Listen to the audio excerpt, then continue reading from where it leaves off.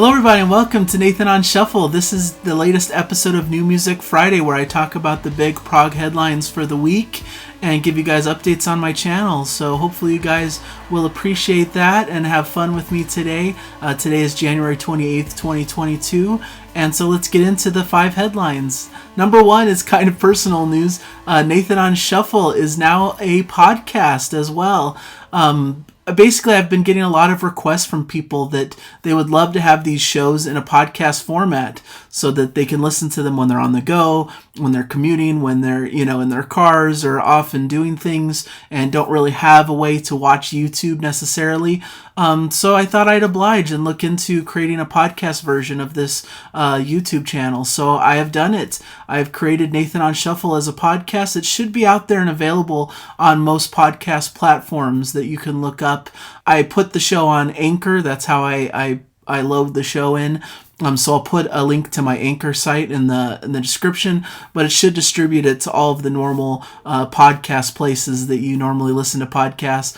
It should be on Apple, it should be on Google, it should be on Spotify, and a variety of others. So you can go to the Anchor link and see the different platforms that it's available on. And it's not anything separate from what I'm doing here on YouTube. It's actually just literally the audio versions of the same exact show, but you can listen to it as a podcast if you prefer that format. So I just thought it'd be a fun way to give you guys more options on how to enjoy the show. And basically, it'll be most of the episodes, but not all of Nathan on Shuffle. There's several types of shows that I do that I don't think would work as a podcast. Like the Jana Reacts series definitely will not be part of the podcast because I feel like the important component to that is the visual reaction and actually watching us on camera, and I don't want to have to deal with copyright type of issues on the podcast. I deal with that enough through YouTube.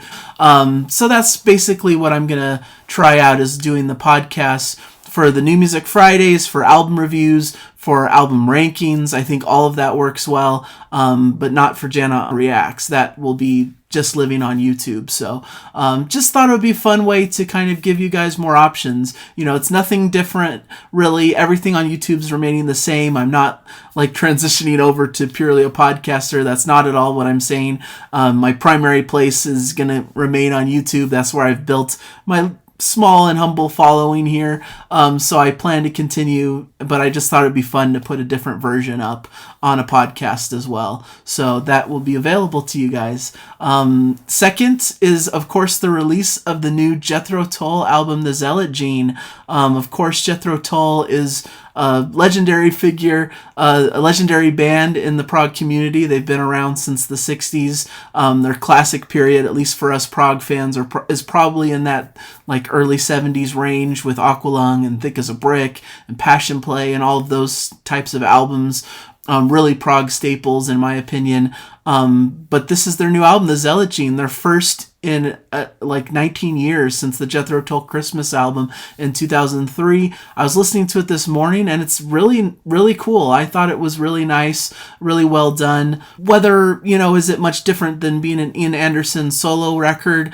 It's hard to say, but apparently he thought it felt more like a Jethro Tull record, so he released it under the name of Jethro Tull. The lineup involves Ian Anderson, of course, on flute and vocals and various other acoustic instruments and harmonica even on a track. Joe Parrish on guitars, John O'Hara on piano, keyboards, and accordion, Scott Hammond on drums and percussion, and David Goodyear on bass and double bass.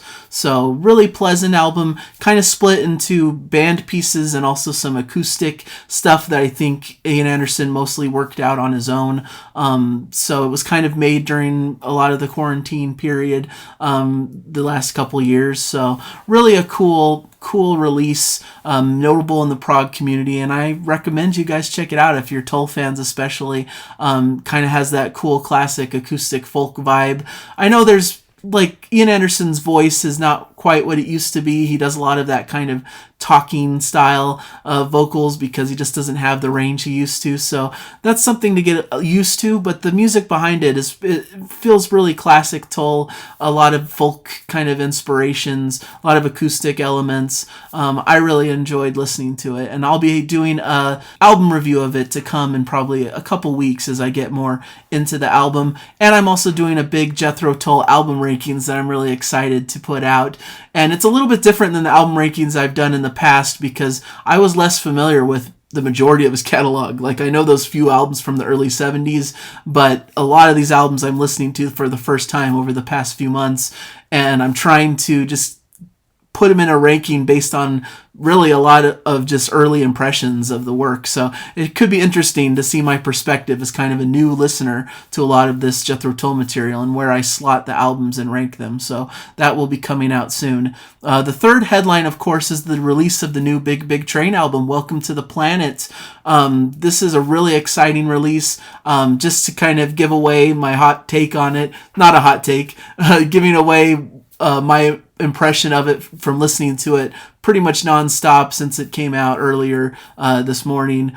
It's excellent. It's a necessary purchase for all Big Big Train fans, of course, but for any prog enthusiast who likes modern prog music, this is just excellent material that I recommend to all. Of course, it's a follow-up to Common Ground, which came out last summer, so it's a quick turnaround between the two albums. But I feel like this album, at first I thought it was going to be just more of a companion piece to Common Ground and not really its own album, but it's a full-on album that stands on its own legs, and it's a really beautiful work of music. I just really love the track list. They've released like a good majority of the album as singles already, so I was familiar with a lot of this stuff. But the tracks I hadn't heard yet are equally fantastic. It's just beautiful, and it's a great fitting kind of final note for David Lungden, who passed away tragically last year, towards the end of the year. This is his last statement with the band, and it's a beautiful one, and also because of that fact has a lot more meaning and depth behind it, and made me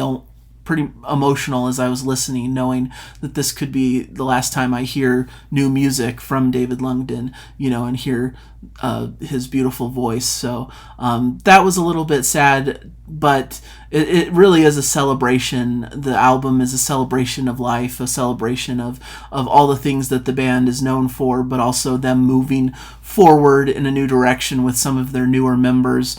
And so I really recommend it strongly. I think it's an excellent release and will certainly be a big contender for Album of the Year even this early on in 2022. Number 4 headline. This is an exciting one for me as well. A new Pattern Seeking Animals single came out today called I Can't Stay Here Anymore. It's from their upcoming album Only Passing Through, which comes out April 1st.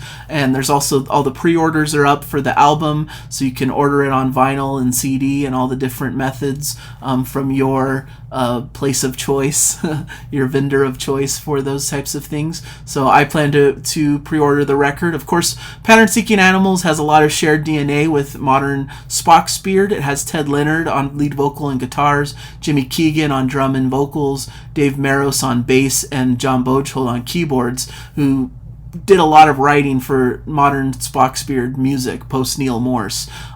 So he's a very big writer for that camp, and his writing is really what's focused and highlighted in this project. And it's just really great melodic progressive rock. Just has a lot of hooks and catchy moments, but it pushes the boundaries in certain ways. Like, they'll explore different genres and different sounds through some of their pieces. I really liked their last album, Prehensile Tales, which I felt was one of the strongest releases of the year it was released. Just a beautiful record, and this seems to be taking that vein and running with it. The new single is fantastic and sounds like it could come from Prehensile Tales as well. Just really beautiful, and I really enjoyed it. I strongly recommend you check it out. Of course, these singles I talk about will be in the description, where you can check out the YouTube link to hear the song for yourself. So it's fantastic, and it sounds like it's going to be a pretty interesting, diverse record. There's 8 tracks and 2 bonus tracks, varied as they are excellent.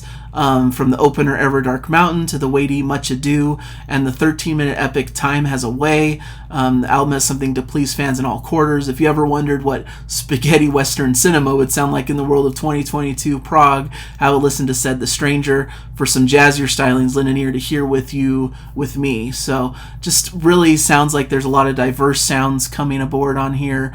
Should be a really fascinating release. Definitely will be one I spotlight as its own album review, and probably will place highly on my list of best releases for the year. So really excited about that one.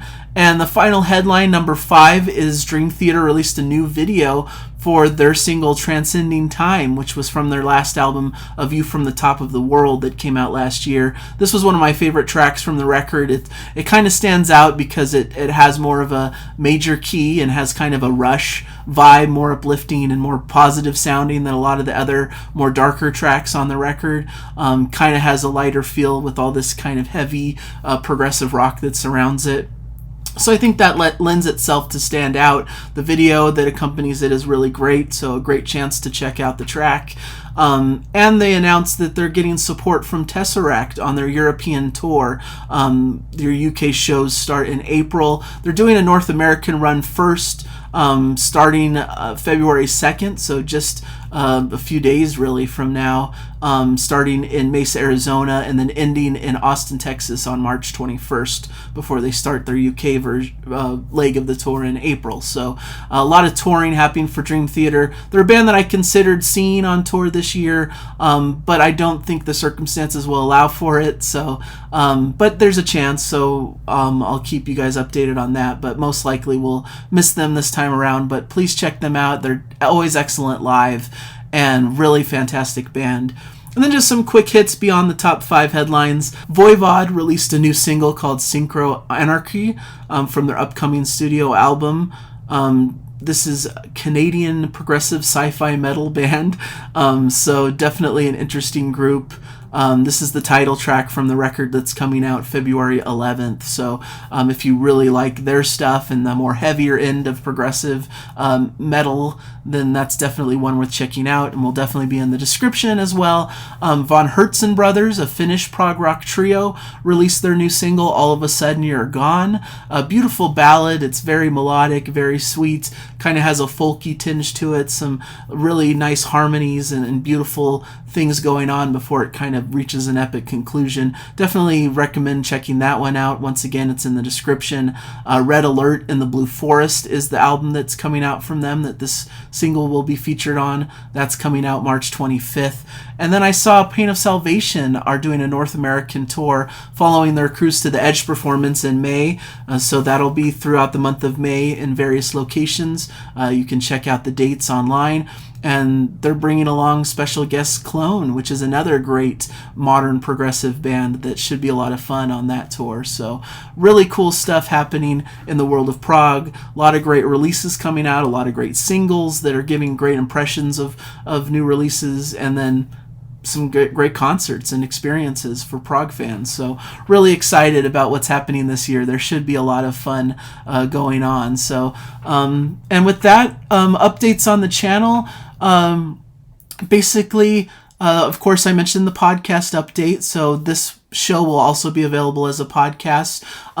My microphone kind of died on me, so the sound quality might not be as up to par with this episode, but I'm trying to get that fixed so it'll be better for upcoming episodes, so please bear with me on that. I had to completely reshoot this whole video. I did a whole version of it that I was pretty proud of, and the microphone just was cutting out every few seconds, and it was unusable, so really difficult to have to redo it all, but hopefully it still comes across and is still a good show for you guys. I also recorded my Big Train review of Welcome to the Planet that was completely unusable, so I'll have to redo that as well. So hopefully it comes across as well as my original version. But the show, I had a great vinyl haul episode where I talked about the records that I received over the past 4 months. It was a lot of fun to talk through those records. I like doing those shows because it gives kind of an overview of the albums that I've covered on the channel, but also gives some new things that I haven't talked about yet, some good things that could be good recommendations for you guys if you have similar tastes to me. So please check that one out, a great video that I had fun filming. I did Jana Reacts this past week. Frank Zappa, she had kind of mixed feelings about it, so if you want to see that, it's kind of a funny one. That one's up on the channel from this past Sunday. And there'll definitely be a new Jana Reacts this Sunday featuring a band that we haven't covered yet, kind of another classic 70s band that I always feel like they skirt the lines between, are they truly a progressive rock band? They're kind of towards the later period of the 70s, but we'll see what you guys think. It's been a requested band, so I think it'll be a fun one. And then next week, if I can get my microphone issues solved and figure it out, I will have a Big Train review for Welcome to the Planet. I'm excited to do that one. And then the following week, I'm going to do that Jethro Tull review for the Zealot Gene. That should be a fun show as well. Planning an album ranking show for Jethro Tull, as I mentioned, in a few weeks. And then I'm already kind of planning my next New Music Shuffle, where I talk about several new prog releases that may have gotten a little bit lost in the shuffle that I didn't feel like were worthy of their own album reviews, but are definitely still worth recommending, and we'll have kind of several shorter reviews in one episode. I'm kind of tentatively planning to do that New Music Shuffle type thing at the end of each month, just kind of as a highlight of all the albums that I heard throughout the month that I feel were worth recommending. But of course it's dependent on how many releases actually come out, and if there's enough to fill up a show. But hopefully most months that will be the case, and there will be a New Music Shuffle to showcase the albums that came out that month that I think that I didn't showcase as their own show, their own album review, but I think are worthy of recommending. So that's all I have, really. So thank you guys so much for watching these shows, or listening if you're listening through the podcast version. Thank you guys for your support. I love interacting with you guys through the comments and hearing your guys' opinions and thoughts on the things I talk about. I'm so grateful for all the positive feedback and commentary that I get in my comments and so forth. It's really heartwarming. As someone who has anxiety and struggles with putting myself out there and talking to people, this has been a really great format to really find out that people like what I have to say, people appreciate me for who I am, and it's just been really an enriching experience in my life. So, and I have you guys out there to thank, all my loyal subscribers and people who check in on these shows regularly. So I really respect and appreciate all of you, and I'm thankful for what you've done for me and for this channel, and I hope to continue to grow it and continue to build it up. Please subscribe if you haven't yet. If you like what I do here, these New Music Friday videos come out every week. And I do a lot of album reviews for new music and talk about a lot of classic prog and just classic rock in general, especially with my wife. So a lot of fun things planned. Hopefully you guys will join me on the journey. And I'm just grateful and want you guys out there to enjoy the music. Whatever you've got going on, just enjoy the heck out of it. And I really appreciate you all. So thank you guys, and I'll see you hopefully in another video. Bye.